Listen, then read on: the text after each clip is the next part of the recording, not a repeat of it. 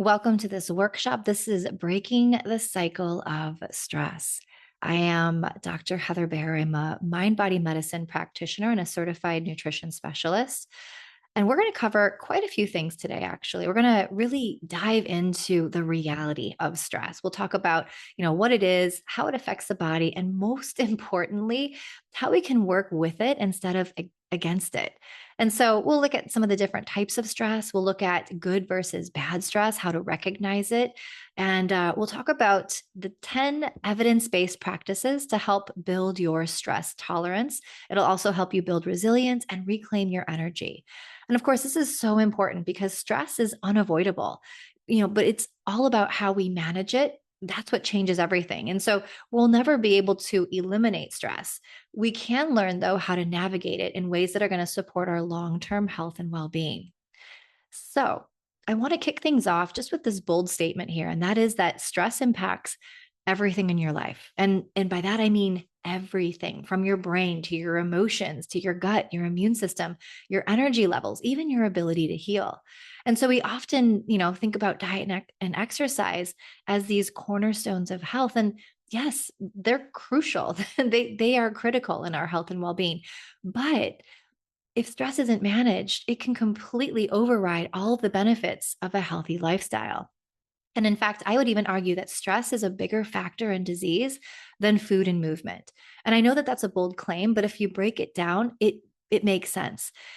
In fact, your brain, when you have chronic stress, it actually shrinks the hippocampus. And this is the part of your brain that's responsible for memory and learning. And it also ramps up the amygdala, which is your fear center. So stress literally makes you more reactive and less rational. With your gut, stress changes gut bacteria. It causes dysbiosis or an overgrowth of the non beneficial bacteria. And that can increase inflammation. It causes things like leaky gut. And of course, then leaky gut can then lead to things like autoimmune diseases. It can lead to issues like diabetes. And of course, diabetes being an issue, but heart and blood pressure, right? So all of these things kind of coming into play. Diabetes is a big issue with the heart as well. But when we're not managing our stress, our heart and our heart rate and our blood pressure goes up, and that's going to release cortisol and adrenaline, which again continue to spike blood pressure. It increases blood sugar. It contributes again to chronic inflammation, which means that stress is really the root cause of heart disease. Then we look at things like our immune system, and there's so much research to show how stress weakens our immune response, which makes us more prone to infections, even things like cancer. In fact, tumors grow more aggressively when stress hormones are high. So the crazy thing here is that these aren't separate issues. That's what I really want to hit home right now is that all of these things that we struggle with, the root cause 99% of the time is unmanaged stress. And so when we think about that, we need to clear something up. Stress is not the enemy. It's a natural biological response that helps us adapt to challenges. It's literally built into our survival system. And so whether the threat is real or just perceived, our brain and our body react the same way. And so the key here is that stress isn't just about major life events like a job loss or trauma. It's also the daily micro stressors, things like traffic, our emails, deadlines, social pressures, all of these little things that trigger that same biological response. And so, what does stress look like in the body? Well, the nervous system kicks into fight, flight, or freeze mode, and that releases hormones like cortisol and adrenaline. Your heart rate goes up, muscles start to tense, our digestion slows down, and our brain gets hyper focused on whatever problem it is that we're experiencing. And so this is really great when we need to escape, danger or if we have to meet a challenge head on. But when stress becomes chronic, the system gets stuck in overdrive, and that can lead to burnout, fatigue, even long-term health issues that we talked about. So the idea here is that stress isn't bad, but how we respond to it is going to make all of the difference. And so when we think about this, some of the positive effects of stress, well, it can serve as an important function, right? It's literally how we've evolved, how we've been able to survive, how we are able to focus, how we're able to grow. And so, think about a time when you've been in a high pressure situation, like needing to present a big presentation or compete or even, respond in an emergency. Stress is what helps shift your brain into high gear. And in fact, research from Dr. James Gordon and others shows that short-term stress improves our focus, our attention, and our reaction time. It activates this area in our brain called the prefrontal cortex, which helps us think faster and make better decisions. There's also something called eustress or positive stress. And this is the kind of stress that motivates you to set goals, to push through challenges, and ultimately grow stronger mentally and physically. Even your immune system benefits from short term bursts of stress. Research has shown that brief stress actually can enhance your immune response by increasing the production of protective cells. And so that's why some people actually feel extra sharp and energized under a little bit of pressure. And so the takeaway here is that stress itself isn't the problem. Again, it's how much, how often, and whether you're recovering properly in between. And of course, that means that, you only experience these positive benefits when your stress levels are moderate, short-lived, and you give yourself time to be able to recover in between. And so when we don't do things like that, then we can start to experience some of the negative effects of stress. And of course, we've already covered some of these, but a lot of times we just start to feel overwhelmed. We start to feel chronically tired. But really the reality is that stress, again, it impacts every single system in our body. And so if we think about physical health, well, chronic stress, again, it puts our body in a state of chronic fight or flight. And that means that our heart rate stays elevated, our blood pressure stays elevated, and this is going to, of course, increase your risk of heart disease, of stroke, even diabetes. It also affects your gut, which a lot of people don't realize. Stress disrupts the digestion. It slows our metabolism. It alters our gut bacteria, which can lead to bloating, discomfort, acid reflux, even things like IBS. Our mental health takes a major hit too. If you ever notice that when you're stressed, you may snap at people more easily or just feel emotionally drained, well, that's because stress deregulates mood. It leads to irritability, anxiety, and in some cases, full-blown depression. And that's not even talking about the brain. Research actually shows that prolonged stress shrinks our hippocampus. It shrinks parts of our brain, that part of your brain that's responsible for memory and learning. And so if you ever walk into a room and you just forget why you're there, or you struggle to focus in a conversation, that's chronic stress showing up and literally rewiring your brain, making it harder to concentrate and retain information. And of course, sleep also suffers. Your stress hormones are, if they're elevated all during the day, your brain is going to struggle to turn off at night. And that's why so many people, lay awake at 2 a.m. with racing thoughts. And when you don't sleep well, of course, it's cyclical. Your body produces more cortisol the next day, which keeps that that stress response going. And so to cope, a lot of people turn to quick fixes, whether it's food or alcohol or caffeine or doom scrolling on their phones. And of course, these can provide temporary relief, distraction, but a lot of times they make stress worse in the long run. And of course, last but not least, if you talk about relationships, stress can find stress can find ways of really ruining relationships for us. When you're stressed out and you snap at your partner, or you snap at your children, or you start to avoid social situations, or you become negative all the time, and people are like, "Ooh, I don't want to talk to them. They just have all these problems that they want to, dump on me." That's literally stress impacting your body's ability to connect and communicate. And it can create tension, it can create miscommunication. And in some cases, it actually creates long-term damage to relationships. And so the biggest issue with chronic stress is that most people don't even realize how it's impacting them. They don't realize that, if they're struggling with high blood pressure or diabetes or cortisol issues or, physical problems, that it's literally stress. It's their body telling them that they need time to be able to recuperate. And so, you know, the idea is that not everyone reacts to stress the same way. And that's because stress tolerance varies from person to person. Some people can handle challenges without even blinking, while others, they can feel really overwhelmed even when, minor disturbances happen.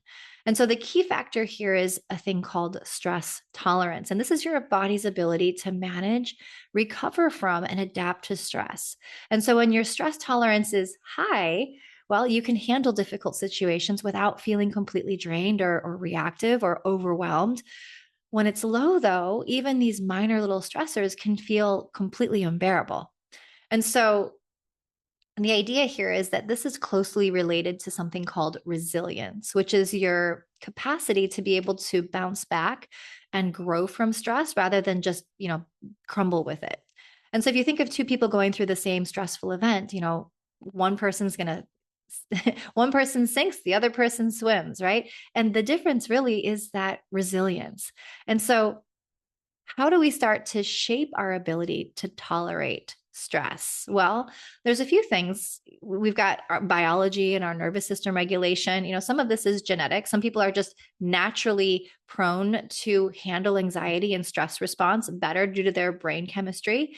But there's also nervous system regulation. And if your body is constantly in fight or flight mode, well, your stress response is going to be lower because it's kind of being used and abused, right? It's less efficient.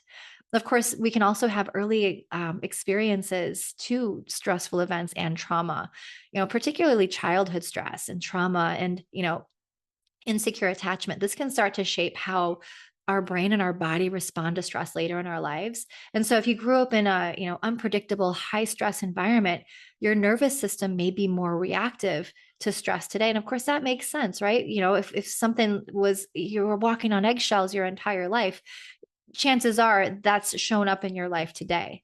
And of course, emotional regulation, people who are really good at managing emotional regulation skills, people who are able to pause and process and think before they speak. This is a mindfulness quality. This is things like when people practice deep breathing, self-awareness, these are all going to play a big role in stress management. So people who are actively managing their emotions, practicing emotional intelligence, they're going to be better equipped as well. And of course, having strong support, social people who are really connected within their community typically have a better stress tolerance than those who don't. All right. So I want to just pause here for a minute, just to, let this hit home. The idea here is that you can handle big challenges. Stress is a part of life. You are far more capable than you may think. Your ability to handle stress, it's not fixed. It's something that you can strengthen and expand just like a muscle. And so every challenge, every tough moment, every opportunity, that you run into, it's a chance to be able to build stress tolerance and resilience instead of just feeling like stress is something that happens and that you just have to deal with it. No, start using it as fuel for growth. And so that's what we're going to dive into in the next slide. We're going to go over 10 powerful strategies to help you manage stress and be able to build resilience so that you can take back control. The first one here is you want to shift your mindset about stress. And this comes from the research from Dr. Kelly McGonigal. And she shows that stress itself isn't the enemy, it's literally our perception of it. And so when we see stress as a sign that our body is preparing us for a challenge, we start to build resilience instead of burnout. We can also use stress as a signal. If we start to feel, our stressors show up in our body, being able to use that as a way for our body to communicate with our mind so that we can better manage it. And so literally the next time that stress kicks in, just remind yourself, this is my body helping me rise to a challenge. This is my body helping me understand. And so I can handle this and I can grow from it. We can also use rhythmic breathing and vagal toning. And so interestingly enough, breathing, it's not just about relaxing. It literally is a direct switch for your nervous system. When you incorporate slow, rhythmic breathing, so counting, this is going to stimulate the nervous system, specifically the vagus nerve, and that calms the stress response. And so doing something as simple as a 4 by 4 by 8, meaning you inhale for 4, hold for 4, exhale for 8. That's going to help slow the heart rate. You can also do a 5-5 breathing technique where you inhale for 5 and then you exhale for 5. And this is going to be really great for focus. You can also, if you're more of a singer or somebody who likes to hum along to different tunes, the vibrations in our throat, literally, they press against the vagus nerve, and those help naturally relax the body.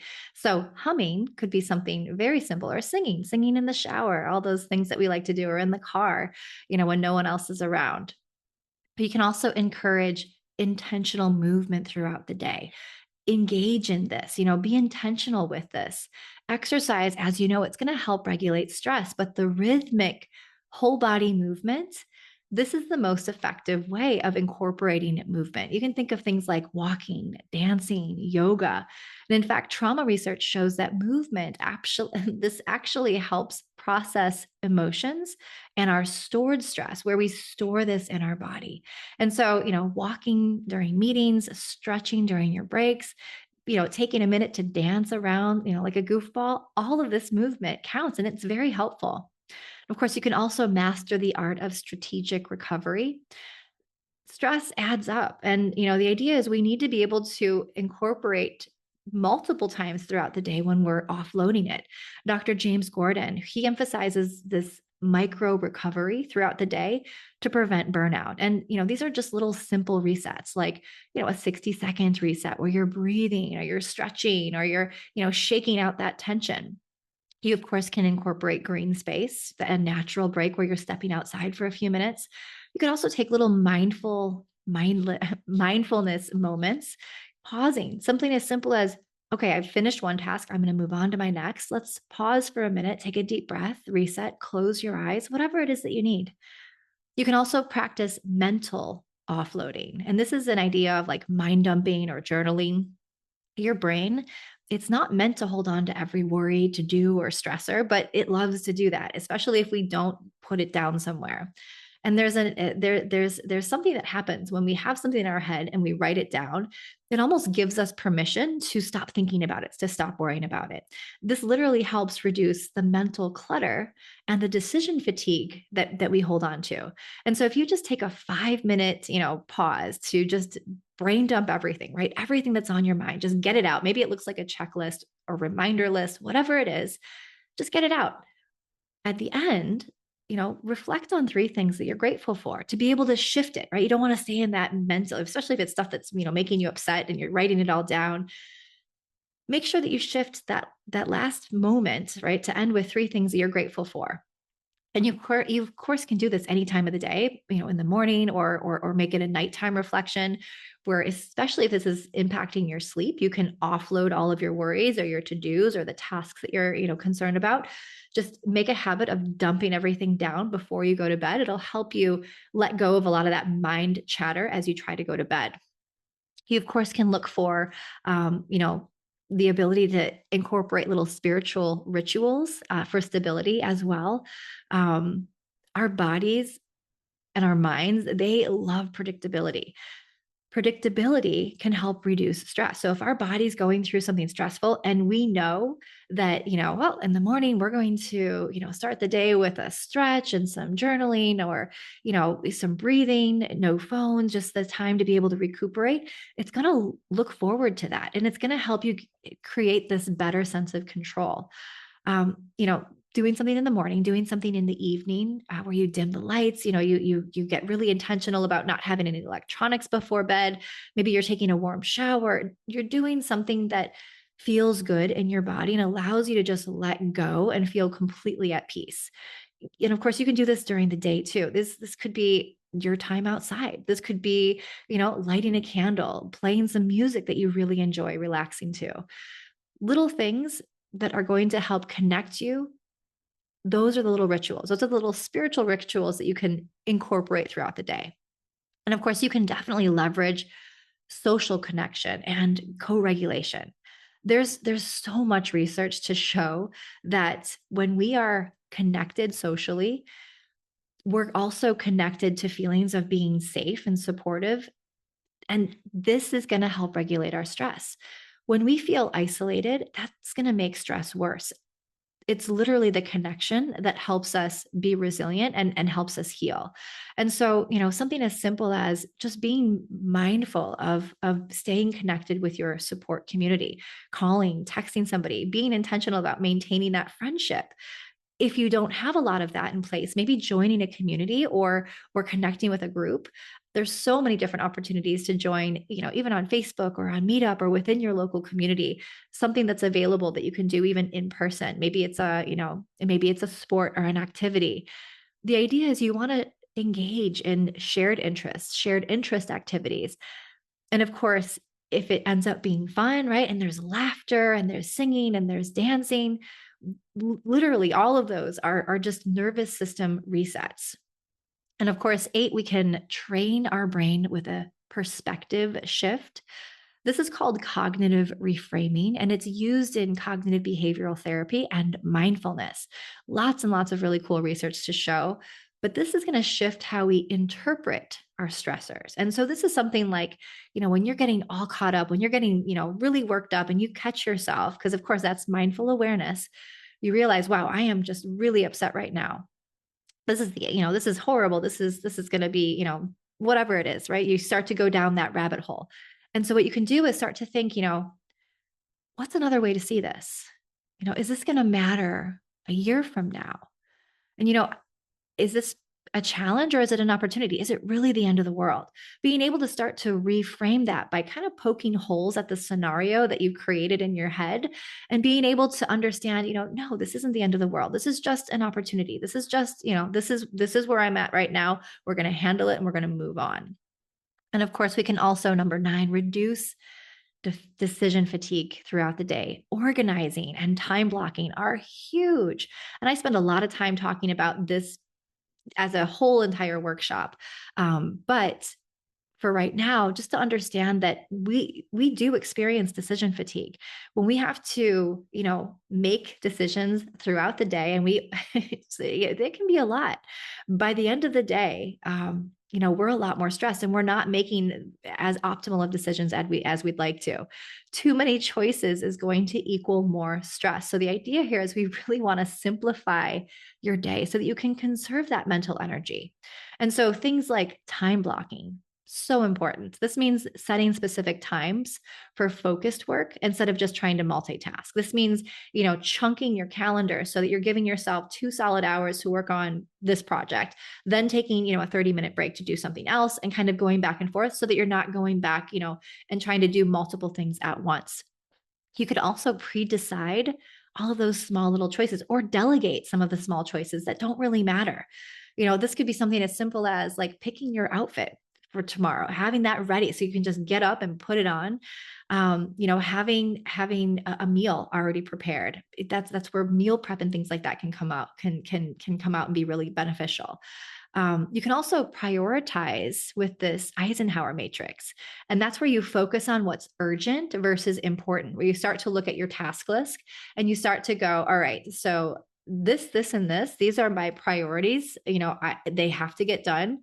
The other 6, well, maybe we can say, these next 3 are nice to have and the other ones can wait. And so really just kind of looking at your tasks as to what you have to get done to try to optimize that so that you're not running around in circles. And last but not least, you can practice radical acceptance. Don't fight the uncontrollable. That's the idea here is, stress worsens when we resist it. Anytime we're resisting, it's going to be worse. And acceptance doesn't mean giving up. It means redirecting your energy to focus on what you can control, to stop being in your headspace where you're just focused on all of those things that you have absolutely no control over. That means that you can pause and ask, what is it that I can do? What's within my control in this particular situation? You can then reframe the self-talk, because a lot of times, a lot of the negative stress that we're hearing is coming from our own heads. And so instead of thinking things like, why is this happening to me? Try things like, what can I do with this? And of course, mindfulness and acceptance commitment therapy, or ACT, these show that releasing resistance also reduces suffering. Buddhist teachings tell us that too, right? That this is that clinging to things is the root of all suffering. So lots of research and very ancient spiritual information to tell us the same thing. Last but not least, it's really important to understand here, if there's one thing that you take away from this entire discussion, it's this: consistency beats intensity, every single time. Most people think that they need to create these big dramatic changes to be able to make changes in their body or make changes in their stress tolerance or resilience or weight loss, whatever it is, right? This is a recurrent theme. That's not how real lasting change happens. Instead, research, including the work from BJ Fogg's Tiny Habits method, it shows that starting small is the most effective way to be able to build a sustainable habit. And so think about this. If you want to get stronger, you wouldn't start by lifting 100 pounds every day, right? Probably not unless you're already lifting 90. You'd start by building the little muscles over time, right? You'd start to make it a habit. And of course, the same thing is going to apply to stress management. So, how do we start to apply this? Well, we want to think about anchoring new habits to existing ones. So, think about what are some things that are going to work in your schedule? What are some things that resonate most with you? Once you figure out what you want to do, what you want to incorporate, where is it going to fit? Anchoring one habit to an existing one that you're already doing, it's going to make it that much easier to remember and continue on with. So let's say you want to start deep breathing, right?